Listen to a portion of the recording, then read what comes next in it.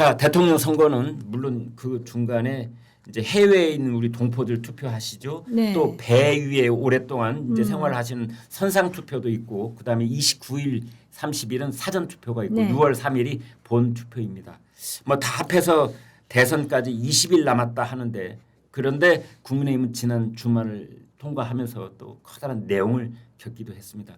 국민의힘은 지금 어디쯤 이렇게 그 국민의힘이라는 배는 지금 흘러가고 있는 겁니까?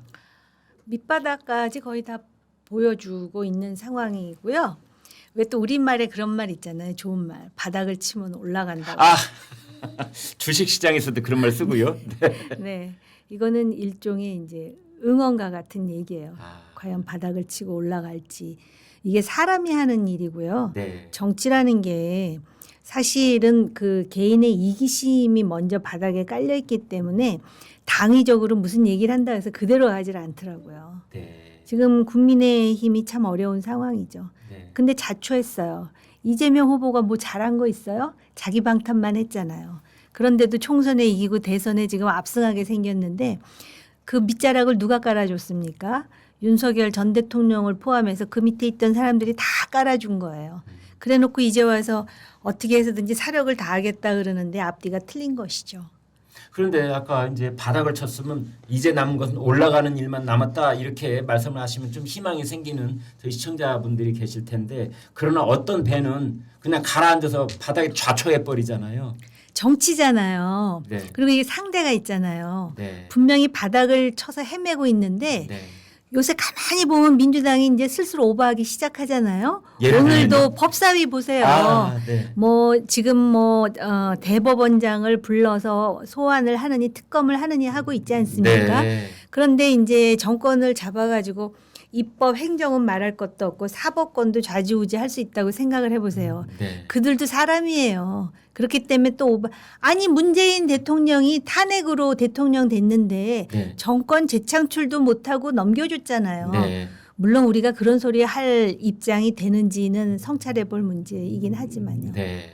그래서 이게 반사이익이라는 게 있더라고요. 근데 그 반사이익을 누리려면 네. 일단 자신을 성찰하고 뭔가 막 개혁하려는 몸부림이 있어야 되는데 이렇게 바닥을 치는 동안 그 안에 있는 기득권자들이 굉장히 공고해진 것 같다는 느낌이 들어요. 좀 구체적으로 말씀을 해 주시죠. 당에 있는 기득권자라고 하는 것은 영남 지역을 기반으로 한 다선 의원들을 지칭하시는 겁니까? 그러니까 이제 딱 그렇게 정의 내리기는 영남이 안 있는 사람도 있잖아요. 다른 지역에 있는 기득권자도 있는데요. 그러니까 윤석열 정부가 들어설 때 네. 친윤의 이름으로 뭉친 사람들 중에 네. 저는 지금 윤석열 전 대통령이 영향력 있다고 생각하지 않아요. 네. 근데 이들이 지금 남아 있잖아요. 네. 근데 자기가 어떻게 해서든지 살아야 되잖아요. 네. 선거는 뭐 2년마다 4년마다 5년마다 있는 것이고요. 네. 그래서 일종의 그 뭐라 그럴까 같은 이해관계가 생겨버린 거예요. 네. 왜냐하면 같은 물 안에서 놀았으니까. 네. 만약에 그것에 대해서 책임을 지게 되면 같이 져야 되는 상황 아니에요. 네. 그렇기 때문에 그 사람들이 지금 뭉쳐 있는 거고 다른 세력이나 조직은 그것만큼 결속력이 강하지 않죠. 그러다 보면 이 사람들이 주인 노릇을 하고 또 과거에는요 그래도 양심이 있어가지고 야 우리 이러다 망하겠다 싶으면은 외부에서 수혈이라도 해가지고 그 사람이 하자는 대로 한번 해보자 뭐 이런 정도의 그 양심은 보였는데 지금은 그런 사람 예컨대 김종인 위원장 같은 사람 들어오면 우리 다 죽어 그냥 우리끼리 하는 거야. 네. 뭐 이런 생각들도 있는 건가 싶어요. 이거 근데 대선 와중에 이런 얘기하면 또 초친다고 그러지 않을까? 아유. 잘 되길 바래요. 네. 잘 되길 네. 바래요. 자, 민주당 쪽에서는 또는 민주당 지지자들은 이제 이재명 대통령 시대가 열리는 것은 따놓은 당상이다. 파티는 이미 끝났다. 선거는 끝났다. 이런 말까지 나오고 있어요. 아모르 파티 그 노래를 또 뭐 빗대 가지고 뭐 율동도 보이고 그러고 있다는 얘기가 들리는데 정 의원님은 어떻게 보십니까? 현실적으로 보자면 그 가능성이 점점 더 높아지고 있고요. 높아지고 있습니까 오히려? 그렇죠. 제가 볼 때는 그래요. 그리고 여기가 바닥을 쳤으면 상대적으로 저쪽은 천정이 있지 않겠습니까? 그런데 이제 58%를 목표로 하느니 해가면서 역할 분담을 해가지고 지금 대선 후보는 굉장히 그 겸손 모드로 나가고 있잖아요. 네. 그리고 이제 온갖 굳은 일은 그 당에서 소위 그걸로 유명한 사람들 있잖아요. 그런 사람들이 나서서 하면서 계속해서 뭐 여러 가지 전략과 전술을 쓰고 있고 심지어는 지금 홍준표 후보 얘기까지 나오고 뭐 이런 상황이잖아요. 네. 그리고 여유가 있다 보니까는 그만큼 또 이제 그 밴드웨거닝이 잘 되는 거예요. 그러니까 그 승리의 열차에 같이 올라타고자 하는 사람들이 많거든요. 네. 그러면 거기서 시너지가 나와요. 거의 그렇게 사람들이 많이 몰리고 있다면서요. 왜냐하면 한 자리라도 그러니까 원래 정치라는 것이 희소 가치를 권위적으로 배분한다 뭐 이렇게 유식한 말을 학자는 썼지만 그게 뭐냐면 내가 권력을 가지면 나눠줄 자리가 많다라는 거거든요. 네. 한 자리라도 차지하려면 가서 눈도장이라도 찍어야 된다고 생각하지 않겠어요? 거기나 여기나 똑같죠. 사실은 네. 민주주의가 정착한 지 얼마 안 됐고 지난번 뭐 불과 1년도 안 돼. 공천 과정을 보세요. 민주당에. 하긴, 네. 그랬는데도 지금 잘 나가고 있잖아요. 네. 그 잘 나가는 이유가 무엇이냐? 계엄을 왜 한 거예요, 도대체? 다 업보가 있는 거죠. 근데 그걸 잘못했다 그러면은 우리나라 사람들이 또 진영 논리가 있어가지고 왜 우리 편이 우리 편한테 총질을 해 뭐 이런 식의 유치한 주장들을 하는데 네. 그렇게 해가지고는 상대방을 제압하기가 어려워요. 그러니까 어차피 지금 게임의 결론이 거의 났다 생각하면은 이 선거 후에 해야 될 일이 있을 거 아니에요? 네. 그걸 미리 하는 게 맞아요. 그러다 선거 보면은 이후에 해야 될 일이라고 하면 예를 들면 뭐가 있을까요? 완전히 쓰나미 같이 뒤집어 엎어놔야죠. 국민의힘을. 국민의힘은 살아 있을 거예요. 정당이 죽진 않아요. 근데 제가 볼 때는 그 안에 있는 사람들은 갈아야 돼요. 근데 그 사람들이 지금 키를 잡고 있거든요. 그걸 어떻게 하느냐가 중요한데 그런데 물리적으로 그렇게 할 수 있는 방법이 없지 않습니까? 그렇기 때문에 아마 이제 그 요번에 떨어진 한동훈 후보가 네. 당원 배가 운동 뭐 이런 걸 하고 그러는 모양이에요. 네. 근데 한동훈 후보가 꽤 머리가 좋잖아요. 네. 근데 정치라는 건 말이죠. 머리 좋은 사람보다 한 수 위에 있는 사람들이 있어요. 어떤 사람입니까? 자기 속을 보이지 말아야죠. 근데 다 보이잖아요, 지금. 그렇기 때문에 과거에 이런 일이 있었어요. 네. 김영삼 정부 때 제가 예. 원래 안보 전공자잖아요. 네네. 북핵 문제를 하는데 얼마나 그 당시 시끄러웠습니까? 그런데 이제 김영삼 대통령이 강경하게 나가다가도 아 이번에는 북한하고 대화 좀 해야지 이러는데 꼭 DJ가 대화하려고 마음 먹고 있을 때 갑자기 언론에 나타나가지고 당신 대화해야 돼 이렇게 초를 친다고요.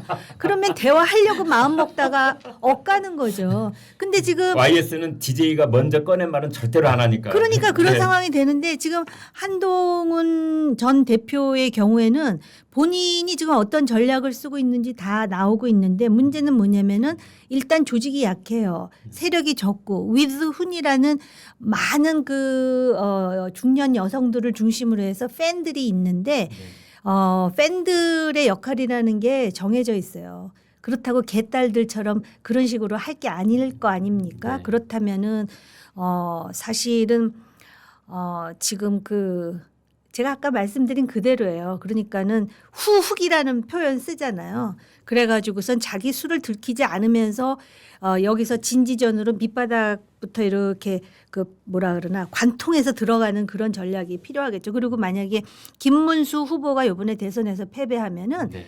개혁하기 좋은 환경은 만들어지는 거예요. 왜냐하면은 그 팬클럽은 말할 것도 없고 보수를 지지하는 저 같은 사람들 당신들 그런 식으로 하면 안 된다고 얘기 안 하겠어요. 성토가 이어지겠죠. 그런데 만약 대선 결과가 박빙의 차이냐 오차 범위의 차이냐 아니면 뭐 조금 전에 뭐 10% 운운한 이제 저희 출연자가 계셨습니다만은 뭐 목표를 지금 민주당 그렇게 잡고 있답니다. 10% 포인트 차이 이상. 네. 이제 그렇게 큰 차이로 나느냐에 따라서 그 이후에 국민의힘을 어떻게 바꾸느냐도 또 결정되지 않겠어요? 그렇죠. 네. 그래서 지금 질려면 크게 져야 됩니까? 그런 의미로요. 네. 그건 아니고. 네. 네. 그러니까 이제 지금 큰 차이로 이긴다 그러는데 막상 여론조사해 보면은 아직 그렇게 확 올라가지도 않고 그렇긴 있는 해요. 상황이에요. 네. 그래서 어떤 여론조사는 뭐 40에서 왔다 갔다 하는데 네. 김문수 지지율과 이준석 지지율을 어떻게 엮어갖고 하면 비슷하게 나올 수 있을 것 같다라는 희망을 가지는 사람들도 있는 것 같은데 네. 어찌됐든 개혁을 하더라도 이 퍼센티지 차이가 너무 크면 안 돼요. 네. 이상하게 원래 이 대통령제에서는 단 0몇 %로 이겨도 위너 테이크 올이잖아요. 네. 그럼에도 불구하고 우리나라에서는 이게 몇 % 차이로 졌느냐 이겼느냐에 따라서 이긴 권력이 하는 태도가 많이 달라지더라고요. 그렇긴 하더라고요. 그렇기 때문에 최대한 그 간극을 줄여야 되는 거죠. 네, 그렇군요. 그러면 지금 정의용께서 이렇게 예상하시기로는 아무튼 6월 3일 이제 선거가 끝나고 그로부터 뭐 10일 후가 됐든 보름 뒤가 됐든 어쨌든 전당대회가 열릴 가능성이 높다 네. 이렇게 보시는 거고요. 아니요. 그러진 또 않으시고. 왜냐하면 지금 완전히 그 뭐라 그럴까 이게 이제 그 초가집이 있단 말이에요. 네. 그런데 여기다가 다시 기와집을 지으려면은 네. 뭔가 이렇게 아주 상당히 드라마틱한 뭐가 네. 있어야 되는데 마치도 그 초가 속에 10년 묵은 구렁이가 또아리를 틀고 있어가지고 어머나, 아무것도 어머나, 못하는 어머나, 것 어머나. 같은 그런 제가 너무 심한 표현을 아닙니다, 했어요. 아닙니다. 네. 적나라 했습니다. 네. 네. 그런데 지금 막상 그 초가집 앞에는 네. 그 예쁘게 생긴 네. 큰 강아지가 될 수 있는 잠재력을 가진 그러한 그 애완견들이 지금 막 커나가고 있는데 결국 그게 아무 의미가 없는 정도의 지금 그런 수준으로 묘사될 만큼 그래서 왜냐하면은 지금 보세요. 얼마 전에 한덕수, 김문수 그 해프닝 네. 코미디 같은 네. 그런데 둘 다 친윤에 속하는 사람들이지 그중에 누가 더 개혁적이라고 말할 수 있는 사람들이 아니에요. 그리고 지금 그 선대위 구성을 보니까는 아직도 그 세력이 그리고 원내대표가 아직도 선대위 위원장 중에 한 사람으로서 스스로 뭐 사퇴를 하려고 그랬는데 선거 날이 얼마 안 남아서 뭐 이렇게 얘기를 하지만 열심히 후보 옆에서 뛰고 있지 않습니까? 근데 그거 자체가 사실 순기능을 하는 것처럼 보이지도 않아요. 그럼에도 불구하고 이 또한 지나가리라라고 생각하는지도 몰라요. 왜냐하면 정치를 오랫동안 봐왔기 때문에 지나가기도 했잖아요. 네. 더 잘하시잖아요. 아, 잘 모릅니다. 그래서 그렇게 예. 생각할지도 모르는데 정말 이 보수 정당이 이 대한민국 현대사에 한 일이 되게 많아요. 욕을 네. 먹었어도 독재를 했어도 경제를 일으켰고 그 와중에 민주화 세력이 들어왔기 때문에 정당성을 인정받을 수 있는 세력이에요. 그럼에도 불구하고 지금 민주당의 소위 친명 세력이 과거의 민주당과 같은 세력인가? 전 아니라고 보거든요. 네. 그럼에도 불구하고 이렇게 정당성이 옅어질 수밖에 없는 많은 일들을 자초하지 않았습니까? 그래서 개혁하는 게 맞는데 당장 패배한다 그래서 쉽게 그렇게 개혁할 수 있는 동인이 없다는 거예요. 기와집을 지으려면은 일단 초가집을 지붕부터 끌어내려야 될 거 아닙니까? 기둥도 네. 다시 기둥 중에 벌레 묵은 게 있으면 기둥도 뽑아서 버리고 새 기둥 갖다가 꽂고 그다음에 기와를 얹으려면 초가 위에 기와를 얹을 수는 없는 거잖아요. 네. 당명 바꿔야 되고 말이죠. 당명이 뭐가 중에 당명이 뭐 국민의힘이라 이 모양 이 꼴이 됐어요. 당명은 자기네들이 마치 또 여자들이 화장 바꾸듯이 한 거지 실제로 자기의 내부가 바뀌어야 되는 거 아닐까요? 그래서 당명보다도 저는 사실은 그래서 김문수 후보의 역할이 굉장히 많을 수 있는데 김문수 후보가 과거에는 제가 아는 김문수 후보는 이렇지 않았던 것 같은데 그 10년, 15년 동안 이렇게 김문수 후보가 열심히 하고 계신데 개혁과 관련해서는 좀 이렇게 뭐랄까 진화가 안 되고 그대로 있는 것 같다는 느낌? 그런 느낌. 지금 대선에 대해서 얘기하는 거 아니에요. 대선은 잘 싸워야죠, 열심히. 예.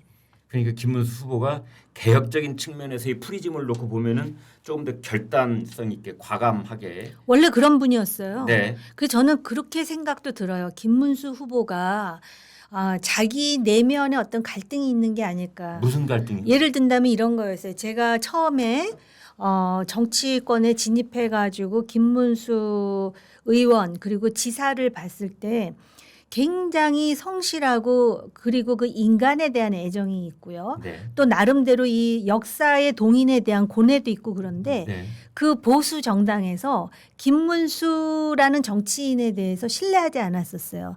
저 사람은 좌파에서 온 사람이다 해가지고. 그래서 김문수 후보가 민중당 출신임에도 불구하고 태극기 세력, 심지어는 자유통일당하고 일정 정도의 연결고리를 가지는 배경에는 자기가 개인적으로 가지는 그런 컴플렉스가 일정 정도 작동을 했나 이런 생각이 들고, 저는 오히려 개인적으로 한덕수 후보와 그 야밤에 그런 일이 있고 나서 결국은 김문수가 됐잖아요. 네. 이럴 때 김문수가 그냥 획기적으로 확 변해가지고 저 이제 중도로 가겠습니다 했었으면 어땠을까라는 상상, 이미 지나간 이미 그런데 있는데. 몇 발자국 행보를 보니 네. 중도 쪽은커녕 네. 정반대 방향으로 움직였다 이런 지적을 받았잖아요. 지금 이제 윤석열 전 대통령 문제도 그렇고 네. 또 스트리트 우파에 대한 김문수 후보의 인식도 그렇고, 이른바 광장 세력 우리가 표현하곤 했던. 네, 제가 볼 때는 김문수 후보를 그 둘러싸 있는 그 측근들의 생각에도 좀 영향을 받는 건가 이런 네. 상상을 해보게 돼요. 네. 거기 물론- 차명진 있잖아요. 물론 우리가 네. 이른바 태극기라고 세 글자 참 네. 그 거룩하고 엄숙한 그렇습니다. 이름인데도 불구하고 지금 최근에 우리 정치판에서는 태극기 그러면은 어떤 가장 오른쪽에 가 있어서 강성 발언을 계속하고 있는 그 일단의 그분들을 이제 일컫는 말이 되어버리고 말았는데, 어떤 분은 그러더라고요. 아니 김문수 캠프에 가려고 이렇게 그 면면을 보니 태극기가 너무 많이 휘날리고 있어서 나는 안 가겠다고 했다. 그런 말씀도 또 하세요. 네. 지금 그 점을 지적하고 계시는 네. 거군요. 네. 지금 말씀하신 대로 그 태극기 부대라는 표현도 안 맞는 것 같아요. 왜냐면 그분들 보니까 네. 태극기만 흔들고 있지 않더라고요. 성조기도 흔들고 이스라엘기도 흔들고 그러시던데, 나름 다 이유는 있습니다만. 아니요, 그래도 성조기하고 이스라엘기는 하지 마세요. 우린 대한민국 국민이잖아요. 네. 그런 면에서 우리가 그 인식은 좀 확고할 필요가 있고요. 네. 원래 이 보수 정당이 그런 극단적이고 강경한 그런 우파 세력은 아니었어요. 그들도 보수 정당에 들어 있었지만 주류라고 할 수 있는 사람들은 합리적으로 중도에서 오른쪽으로 가 있는 사람들이었고, 적어도 외교 안보에 있어서는 확고한 국가 안보 의식이 있기 때문에 그거 자체는 굉장히 원칙적으로 보일 수 있을지 모르지만, 경제라든지 사회의 뭐 다양한 문화라든지 이런 면에서 그렇게 강고하지 않아요. 유연할 수 있는 거예요. 근데 정 의원님, 그분들이 사실은 네. 그 범보수 세력들이 우왕좌왕하고 있던 지난 겨울의 그 엄동설한 속에 길거리에서 광장에서 구심점 역할을 해왔다는 그런 부분은 또 있지 않습니까? 그분들마저 없었다면. 그렇게 생각하는 것 같아요. 네. 또 그것도 사실일 수 있고요. 네. 그러다 보니까는 지금 그 정치 그 정당의 소위 이제 중심 세력들이 이 집토끼마저 놓치면 우리는 죽는다라는 그런 어떤 절박한 심정들이 안에 이렇게 내재되어 있는 네. 것 같은데, 네. 중요한 거는 적어도 그들은 정말 그 자기 나름대로의 확고한 애국심으로 무장한 그런 네. 분들이라면은 네. 오히려 그분들 앞에서 지금 상황이 이렇고 우리 현실이 이렇고 역사는 이렇게 가기 때문에 여러분들의 그 충정을 이해하지만은 옳은 방향은 이렇습니다라고 도를 맞아도 그들 앞에서 이야기할 수 있는 용기가 필요한 거예요. 그런데 지지에 목말라서 그분들이 하는 대로 따라가잖아요. 그러면은 그게 애국심일지언정 그게 늘 옳은 것은 아닌 부분이 있지 않습니까? 그러다 보니까 오늘 우리가 이런 상황에 오게 된 것에 모든 책임이 그들에게 있다고 할 수는 없지만 그것도 영향을 미친 것은 저는 사실이라고 봐요. 그런데요, 정 의원님, 이제 많은 그 정치 평론가들이 과거에 이재명 대표한테 네. 쓴소리를 할 때 네. 개딸들하고 절연해라, 개딸들하고 거리를 둬라, 네. 이런 얘기를 했지만 결국 이재명 대표는 그러지 못했고 네. 오히려 그래서 지금 이렇게 압도적인 득표율로 후보가 됐는지는 네. 모르겠습니다만, 지금 김문수 후보한테, 그러니까 지난 겨울에 윤석열 대통령을 지키려고 했던 그분들하고 지금 손을 끊으라는 거 아닙니까? 윤석열 대통령하고 절연하고. 아니요. 손을 끊으라는 게 아니라 예. 그 사람들도 굉장한 그 비율에 네. 그 지지자들이에요. 네. 그러니까 그분들한테 예. 지금 우리 현실이 이렇고 네. 계엄이라는 것이 이렇고 네. 보수 가치라는 게 이렇고 음. 이런 과정에서 탄핵을 거쳤고 음. 우리 손으로 뽑은 대통령에 대해서 네. 우리가 선을 긋는다는 게 정말 가슴 아픈 일이지만 네. 이거 자체가 보수의 가치가 아니다라는 음. 것을 돌을 맞더라도 얘기할 수 있는 용기가 필요하다는 말씀을 드리는 거예요. 개딸이 정상이라고 생각하세요? 문파라 그러죠. 그 문재인 대통령 지금 문파 있어요? 정말 어떻게 보면은 그런 팬덤 정치가 우리 사회를 상당히 특히 정치를 병들게 하는 요소 중에 하나인데요. 누군가가 당을 지지해주고 열성적으로 그 누군가를 응원해주는 거는 굉장히 감사할 일이죠. 그런데 그 의식에 있어서 가치에서 우리가 추구하는 가치와 분명히 차이가 있다면 그것에 대해서 적극적으로 토론을 해서 옳은 것은 받아들이되 잘못된 것은 보수의 가치가 무엇이냐에 대해서 우리가 지금 서로가 다른 거예요. 보수의 가치가 무엇이냐 그러면은 지금 이 개딸 중심으로 해서 이재명 좌파 반민주주의자에 대해서 철퇴를 가하는 것 이렇게 심플하게 생각할 수 있는데 보수의 가치는 저는 헌법 가치라고 생각을 하거든요. 헌법이 변하지 않았습니까? 87년 이후에 헌법에서 가장 중요한 건 자유민주주의와 따뜻한 시장 경제라고 생각하거든요. 그 자유민주주의에서 가장 중요한 게 인권이에요. 근데 이런 상황에서 계엄을 선포하는 것이 옳으냐? 보수의 가치로도 그거는 용납이 안 되는 거예요. 그렇게 얘기를 했어야죠. 지지자들한테. 그리고 애초에 선을 긋고 이것에 대해서 대통령이 스스로 사퇴하게 했으면 물론 가정법적인 이야기고 다 지금 와서 부질없는 이야기이긴 하지만 그런 우리가 단계를 밟았다면 지금보다 훨씬 더 많은 중도의 지지를 얻지 않을까요? 그러니까 우리는 자기하고 생각 비슷한 사람들하고 있기 때문에 우리께 다 맞다고 생각을 하는데 대한민국은 우리하고 정반대의 생각을 가진 사람들도 있고 중간에 있는 사람들이 있어요.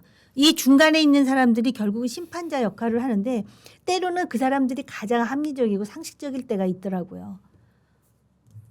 정 의원님 말씀 듣고 보면 네. 참 맞는 말씀이고 우리 정치 발전을 위해서도 그 길로 가야 된다는 그 당위에는 적극적으로 공감하지 않을 수가 없는데 심지어는 예. 이준석 대표가 후보 시절에 대구에 가서 그때 탄핵의 강을 건너야 됩니다. 그럴 때 네. 가장 보수 중에 찐 보수인 대구 시민들이 그걸 받아들이잖아요. 그러니까는 그런 정치적 역량이 우린 더 필요할 것 같아요. 지지자들의 문제가 아니라고 봐요, 저는. 그런데 네. 현실 정치에서는 네. 팬덤을 우리가 얘기하지 않습니까? 뭐 네. 노사모, 뭐 박사모, 네. 뭐 문파 개딸, 뭐 윤사모도 있었고, 그다음에 유대흔이 또 얘기했는데 네. 이번에도 보니까 말이죠. 가령 한덕수 전 총리를 이렇게 떠올려 보면 네. 결국은 팬덤이 있는 정치인들은 한번 쓰러져도 그 팬덤이 내미는 손을 잡고 다시 일어서서 가령 한동훈 전 대표 그분에게 팬덤이 없었다면 지금 저렇게 다시 뭐 당원 배가 운동을 하고 아까 말씀드린 또 다른 개혁을 또 이렇게 도모하기 위해서 나름대로 머릿속에 뭔가를 상상하고 그려낼 수 있는데 팬덤이 그러니까 그런 부정적인 그런 측면도 있지만 네. 사실은 팬덤이 있는 정치인들은 쉽게 중앙 무대에서 사라지지 않고 다시 불사조처럼 또 이렇게 되살아 나오는 그런 또 효과도 있더라고요. 그런가요? 아닙니까? 박근혜 전 대통령이요. 네. 박사모. 그분은 대통령까지 하셨으니까. 아니요. 그리고 탄핵당했잖아요. 예. 그런데 그 박사모 하시던 분들 상당수가 지금 윤사모로 가 있어요. 네. 그런데 윤석열 전 대통령이 어떤 분입니까?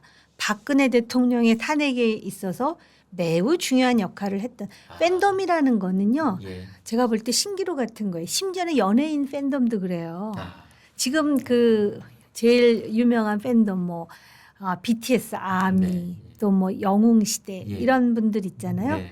그런데 이제 그보다 더한 아이돌 그룹이 생기고 또 더 잘하는 그런 그 가수가 나올지 안 나올지 저는 모르겠지만 네. 옮겨가는 거예요. 그리고 한동훈 후보의 경우에는 말입니다. 네. 팬이 아니더라도 한동훈의 생각이 맞다라고 생각하는 합리적 보수, 침묵하는 보수가 의외로 많아요. 굳이 팬이 아니더라도. 네. 그리고 그런 구도상으로 지금 조기 대선을 치러야 되는데 탄핵을 그럼 반대한 사람이 후보가 되는 것이 맞느냐, 아니면은 탄핵을 그래도 찬성한 사람, 그리고 계엄에서 자기 목소리를 낸 사람을 해가지고선 이재명의 대항마로 키우는 게 맞느냐. 사람들은 그런 합리적 계산을 한 거예요. 네. 그렇게 볼 때 유일하게 계엄에 대해서 목소리를 내고 탄핵에 대해서 목소리를 낸 사람이 한동훈 후보였거든요. 네. 물론 당은 달라요. 그리고 원래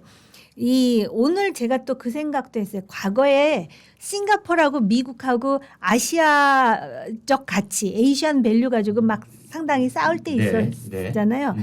그때 미국에서 무슨 얘기를 했냐면 아시아적 가치라는 거는 자기보다 높은 권력에 대한 그 뭐랄까 존중, 좋게 말해서 존중이죠. 네. 근데 우리는 아직까지 물론 1948년 이후에 헌법에 의해서 자유민주주의가 정착됐다 그러지만은 어떤 권력에 대해서 그거에 대해서 이렇게 뭐라 그럴까 존중, 좋게 말하면 존중이고 그걸 어떻게 표현해? 추앙이라 그래야 되나? 또는 맹종이라고 해야 되나? 그런 문화 코드나 심리가 있는 것 같아요. 그래서 이거 아닙니다 하는 거에 대해서 굉장히 거부감을 갖고 있거든요.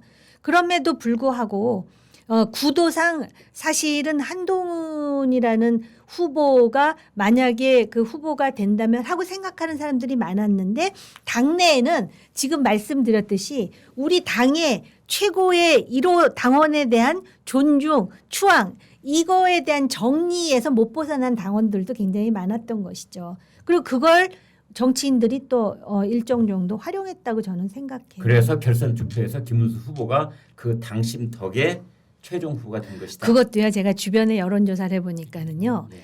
같은 보수 지지자들인데도 정치인들 다 이래서 싫고 저래서 싫은데 차라리 한덕수가 난 게 아니야. 그런 얘기들이 나오기 시작했어요. 네. 왜냐? 어찌됐든 간에 그 국무회의 하라 그랬는데 와서 반대 비슷한 얘기 했다 그러죠. 네.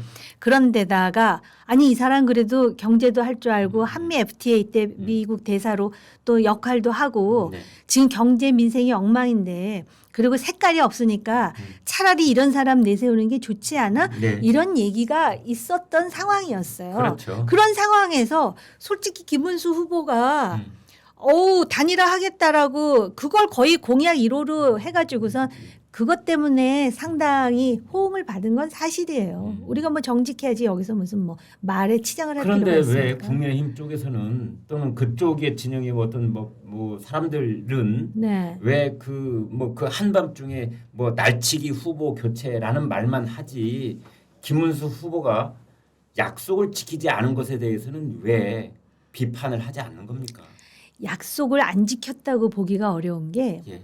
단일화 하겠다 그랬지 하자마자 한덕수한테 내주겠다 그러진 않았잖아요. 그리고 끝난 다음에 본인이 당선된 다음에 당장 11일 전에 해야 되는데 그 다음 주에 뭐 토론해가지고 하겠다고 안 하겠다고는 안 했잖아요.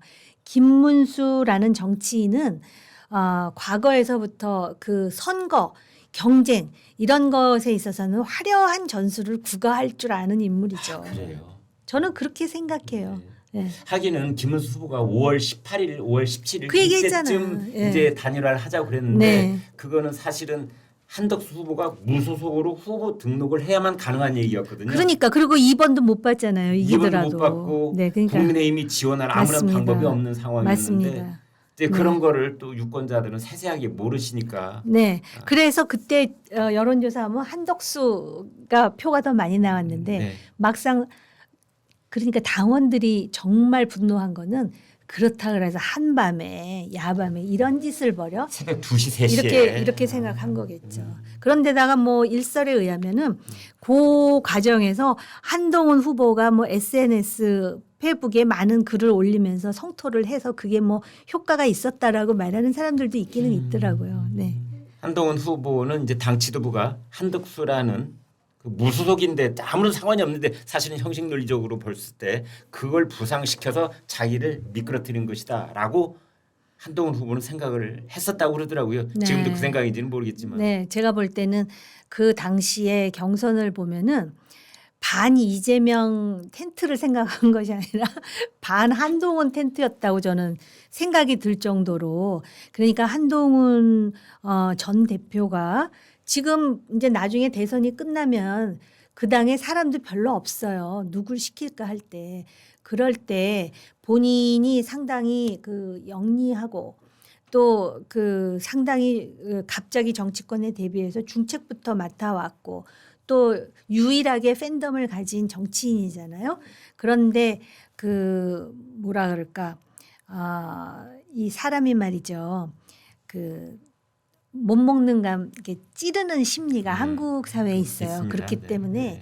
자기의 정적이라고 생각하거나 아니면 자기를 반대하거나 방해했던 정치인들마저도 후훅으로 속을 보이지 말고 일단 품어 안는다는 그런 제스처를 쓸 수 있는 사람이 한국 정치. 그러니까 우리나라는 제가 그 얘기도 했어요. 여기 질문지 써주신 거에 우리나라에는 링컨이나 오바마 같은 사람이 가능하지 않은 걸까요? 그러는데요. 제가 볼 때는 무슨 비스마르크 뭐 키신저 다 갖다 대도 한국 정치 그렇게 쉽게 하지 못할 것 같아요. 제 생각으로. 네. 마키아벨리. 네, 네. 마키아벨리도요. 예. 저처럼 말만 한 이론가였지 지가 하라 그래 보세요. 못하지. 메디치가 해서 그냥 눈치나 보는 거지. 자, 미래 이야기를 잠깐만 네. 해보도록 하겠습니다. 대선 20일 남았는데 네. 앞으로 변수가 있을까요?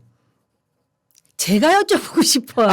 20일밖에 안 남았는데 혹시 누가 죽는데요? 이런 청천벽력 같은 일 아니라면 무슨 변수가 있겠어요? 결정적인 말실수 같은 거예요. 우리 과거 선거에 결정적인 말실수로 갑자기 요동친 적이 한두 번이 아니었거든요. 그렇죠. 네. 총선 때는 그랬잖아요. 네. 근데 이미 결정적인 말실수도 이미 했기 때문에 웬만큼 결정적이지 않고서는 우리 대한민국 국민들께서 별로 자극도 안 받을 것 같은데요. 말실수 이미 면역이 생겼다 이렇게 보시는 거군요. 아니 제가 차마 입에도 못 담을 그런 말들도 이미 다 나왔잖아요. 솔직히 김문수 후보가 무슨 뭐 가락시장에서 미스 가락시장 그건 애교예요. 그걸 무슨 말실수라고 민주당이 참 얼척이 없다. 민주당의 네.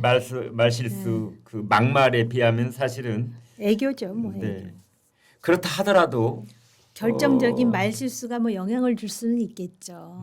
네, 그래서 아마 모 후보가 레거시 언론에 안 나가고 그 뭐냐 그 김어준의 뭐죠? 유튜브로만 이제 뭐 이렇게 그렇대요. 뭐 네, 그런 뭐, 이야기가 네, 있습니다. 알릴레온가 뭐 그런 네. 거 뭐 해가면서 거기만 나간다 해가지고 언론에 한번 보도가 되더라고요. 이재명 후보님 혹시 그 캠프에서 이 방송 보고 계시면 저희도 유튜브입니다. 그런데 사실은 네. 진짜 이런데 이재명 후보가 나와가지고 예. 우리 김광일 앵커님의 날카로운 질문을 그리고 때로는 비판도 자기가 네. 웃으면서 받아들. 그러면 아마 지금 한 40대 후반인데 60도 나올 수 있는데 그럴 용기가 있을까요? 지금 따져놓고 보니까 이재명 후보는 참 이른바 KBS, MBC, 뭐 TV조선 이런데 또는 저 중앙 뭐 신문사 지금은 이런 안 인터뷰를 나온대요. 안 네, 하더라고요. 굉장히 조심하고 있다 그러는 것 그럴 같아요. 수가 있군요. 네. 어떤 지금까지 우리가 몰랐던 비리가 폭로될 가능성은 없습니까? 그것도 많은데 네. 그 많은 비리도 지금 재판을 뭐 정지해가지고 하긴. 뭐 한다 그러는데 그러니까 저는 그런 생각도 들어요. 요새 누가 그러더라고요. 네. 벌써부터 말 조심하라고. 정 의원님한테 네. 네. 왜요? 아니 그러니까 제가 이제 그- 후가를 두려워하라. 뭐 그렇게 얘기하는 사람도 있어요. 그 구박을 어떻게 당하려고 그러는. 근데 저는 사실 아닌 거는 얘기 안 한 것 같아요. 네. 언론 보도에 나온 거를 중심으로 지금 하는 거거든요. 네. 근데 그 그런데- 가장 큰 그 죄가 있지 않습니까? 괘씸죄. 괘씸죄가 제일 무섭죠. 예, 제가 그래갖고선 그 모 대통령이 된 다음에 심지어는 TV 조선에서도 잘린 적이 있어요. 어머나. 네. 압박을 받는 모양이에요. 네? 그래서 TV 조선에서 그 다음 날로 잘렸어요. 네. 근데 뭐 계약서 쓰고 한 게 아니라서 네. 네. 그러려니 하죠. 이게 한국 정치의 현실이에요.